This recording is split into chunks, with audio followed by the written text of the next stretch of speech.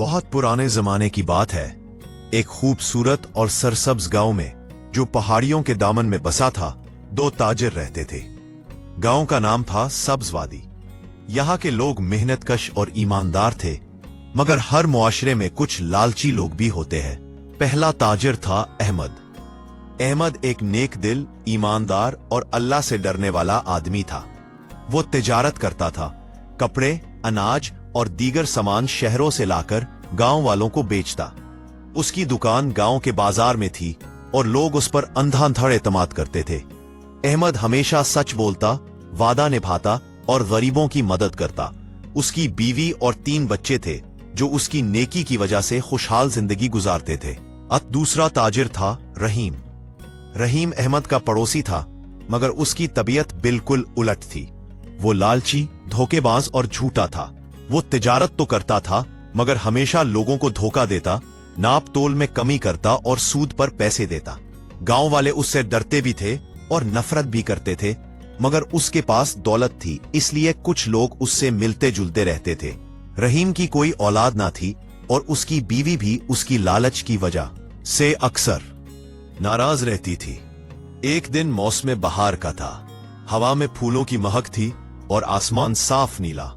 रहीम को अचानक एक बड़ी तिजारत का मौका मिला। उसे शहर जाकर एक बड़ा सामान खरीदना था, मगर उसके पास पैसे कम थे। वो अहमद के पास आया और बोला, भाई अहमद, मुझे फौरी 500 रुपए कर्ज चाहिए। 1 साल में सूद समेत वापस कर दूंगा। अहमद ने बगैर कुछ सोचे पैसे दे दिए। वो बोला, रहीम भाई, सूद की कोई जरूरत नहीं, बस 1 साल में वापस कर देना। दोनों एक वीरान मैदान की तरफ चले गए, जहां गांव से थोड़ा दूर एक कदीम और बहुत बड़ा पीपल का दरख्त खड़ा था। यह दरख्त सैकड़ों साल पुराना था। इसकी जड़ें जमीन में गहरी उतरी हुई थी, शाखें आसमान को छू रही थी और पत्ते हवा में सरसराते थे। कहते हैं कि यह दरख्त गांव की बुनियाद से भी पुराना था। लोग इसे मुकद्दस समझते थे और इसके नीचे दुआएं मांगते थे। वहां बैठकर रहीम ने पैसे लिए, वादा किया और दोनों वापस आ गए। कोई इंसान गवाह ना था, सिर्फ वो खामोश दरख्त जो सदियों से खड़ा सब कुछ देख रहा था। 1 साल गुजर गया। मौसम फिर बहार का आया। अहमद अपने पैसे वापस लेने रहीम के घर गया। रहीम दरवाजे पर खड़ा मुस्कुरा रहा था। अहमद ने सलाम किया और कहा, रहीम भाई, 1 साल हो गया, मेरे पैसे वापस कर दो। रहीम का चेहरा बदल गया। वो बोला, कौन से पैसे? अहमद, तुम पागल हो गए हो, मैंने तुमसे कभी कर्ज लिया ही नहीं। तुम मुझ पर इल्जाम लगा रहे हो ताकि मुझसे पैसे ऐंठ सको। अहमद हैरान रह गया। उसने कहा, रहीम, तुम भूल गए, हम पीपल के दरख्त के नीचे बैठे थे, वीरान मैदान में। तुमने मुझसे 500 रुपए लिए थे, अल्लाह गवाह है। रहीम हंस पड़ा। सबूत दो। कोई गवाह है? अगर है तो लाओ, वरना यह झूठा इल्जाम है। मैं काजी के पास जाऊंगा और तुम पर मुकदमा करूंगा। अहमद को बहुत दुख हुआ। वो रोता हुआ घर आया। उसकी बीवी ने पूछा तो सब बता दिया। अहमद ने फैसला किया कि काजी के पास जाएगा। गांव का काजी एक बहुत अक्लमंद, बुजुर्ग और अल्लाह से डरने वाला आदमी था। उसका नाम था मौलाना अब्दुल्ला। वो हमेशा इंसाफ करता और लोगों के झगड़े अक्लमंदी से हल करता। अहमद काजी के पास गया और सारी बात बताई। काजी ने रहीम को भी बुलाया। अदालत में गांव के कई लोग जमा हो गए। काजी ने पूछा, अहमद, तुम्हारे पास गवाह है? अहमद ने सर झुकाकर कहा, काजी साहब, कोई इंसान गवाह नहीं था, सिर्फ वो कदीम पीपल का दरख्त था जिसके नीचे हम बैठे थे।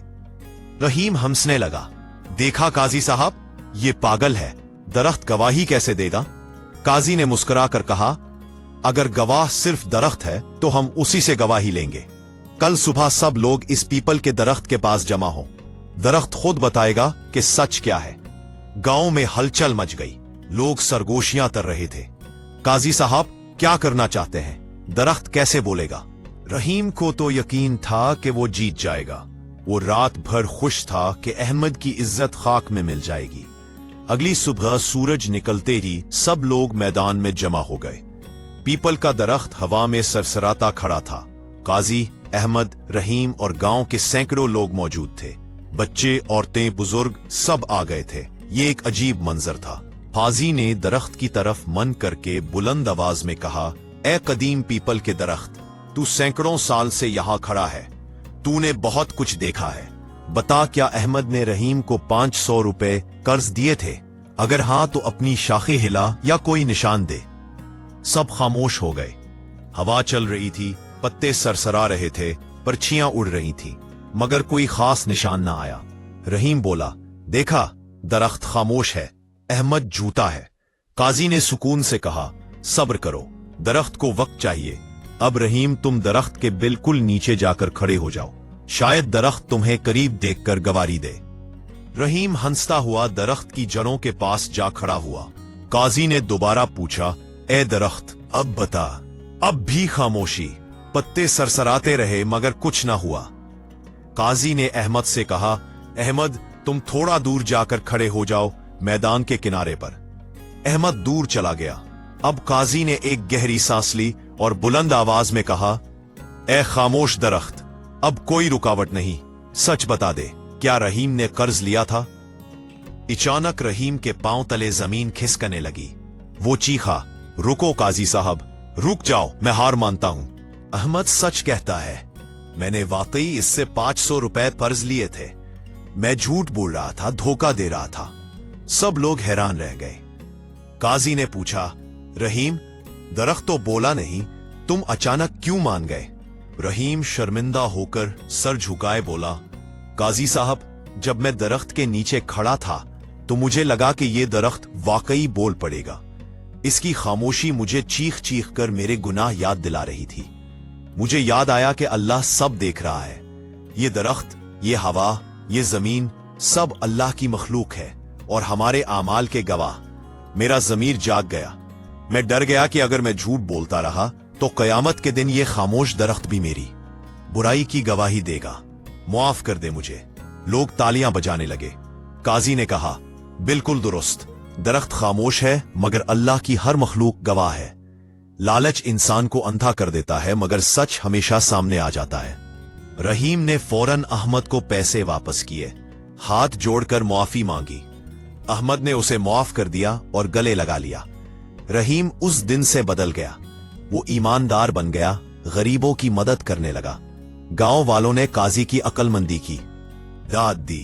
वो समझ गए कि काजी ने यह सब कुछ रहीम के जमीर को जगाने के लिए किया था। और वो कदीम पीपल का दरख्त आज भी खड़ा है, खामोशी से गांव की रखवाली करता हुआ। जब भी हवा चलती है तो उसके पत्ते सरसराते हैं, गोया वो कह रहे होते हैं, सच बोलो, ईमानदार रहो, क्योंकि अल्लाह और उसकी मखलूकात सब देख रही है। सबक, ईमानदारी और सच्चाई सबसे बड़ी दौलत है।